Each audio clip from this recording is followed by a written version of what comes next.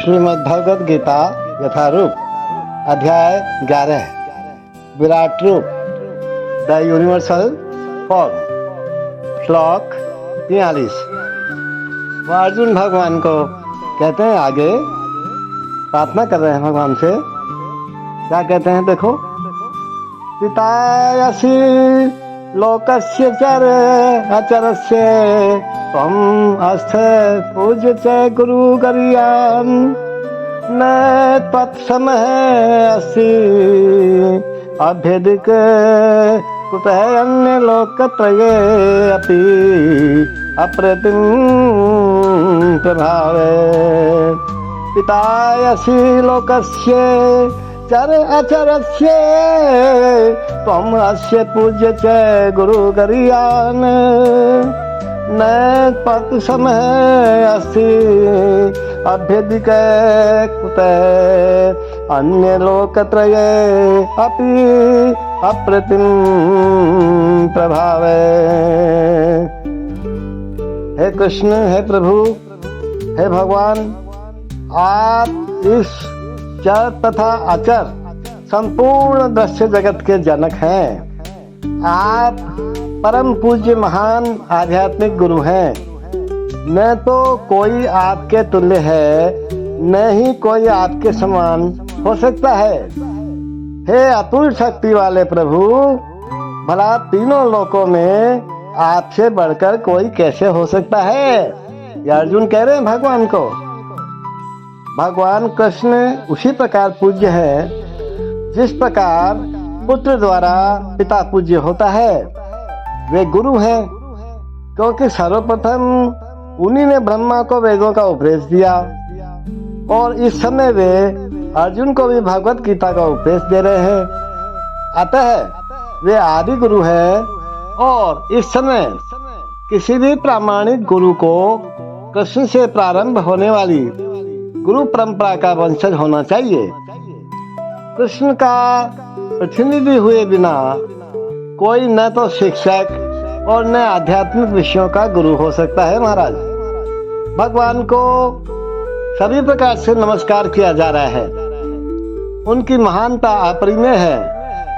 कोई भी भगवान कृष्ण से बढ़कर के नहीं है, क्योंकि इस लोक में या वैकुंठ लोक में कृष्ण के समान या उनसे बड़ा कोई नहीं है। सभी लोग उनसे निम्न हैं, कोई उनको पार नहीं पा सकता।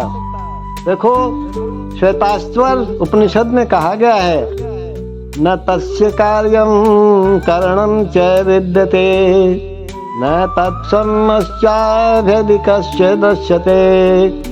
भगवान कृष्ण के भी सामान्य व्यक्ति की तरह इंद्रियां तथा शरीर है, किंतु उनके लिए अपनी इंद्रियां, अपने शरीर, अपने मन तथा स्वयं में कोई अंतर नहीं रहता है। जो लोग मूर्ख हैं वे कहते हैं कि कृष्ण अपने आत्मा, मन, हृदय तथा अन्य प्रत्येक वस्तु से भिन्न है। अरे भाई, कृष्ण तो परम है, अतः उनके कार्य तथा शक्तियां भी सर्वश्रेष्ठ हैं। ये भी कहा जाता है कि यद्यपि हमारे समान उनकी इंद्रियां नहीं है तो भी वे सारे इंद्रिय कार्य करते हैं। अतः उनकी इंद्रियां न तो सीमित है, न ही अपूर्ण है, न तो कोई उनसे बढ़कर है, न कोई उनके तुल्य है। सभी लोग उनसे घट करके हैं। परम पुरुष का ज्ञान, शक्ति तथा कर्म सभी कुछ दिव्य होते हैं। महाराज, भगवद गीता के 4 अध्याय के 9वें श्लोक में अपन ने पढ़ा है, महाराज, जन्म कर्मं च मे दिव्य नीरम यो वेत्ति तत्वतः त्यक्त्वा देहं पुनर्जन्म नेति मामेति स अर्जुन। जो कोई कृष्ण के दिव्य शरीर, कर्म तथा पूर्णता को जान लेता है, वह इस शरीर को छोड़ने के बाद उनके धाम को जाता है और फिर इस दुखमय संसार में वापस नहीं आता। साफ साफ लिखा है। अतः मनुष्य को जान लेना चाहिए कि कृष्ण के कार्य अन्य लोगों से भिन्न होते हैं। सर्वश्रेष्ठ मार्ग तो यही है कि कृष्ण के नियमों का पालन किया जाए, कृष्ण जो कहते हैं वो माना जाए, वैसा किया जाए, इससे मनुष्य सिद्ध बनेगा। ये भी कहा गया है कि कोई ऐसा नहीं जो कृष्ण का गुरु बन सके, सभी तो उनके दास हैं।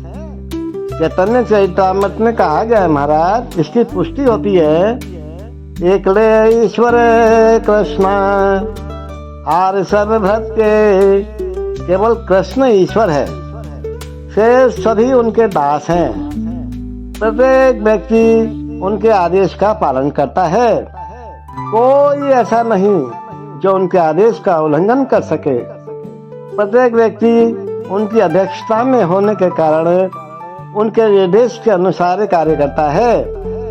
जैसा कि ब्रह्म संहिता में भी कहा गया है कि वे समस्त कारणों के कारण हैं।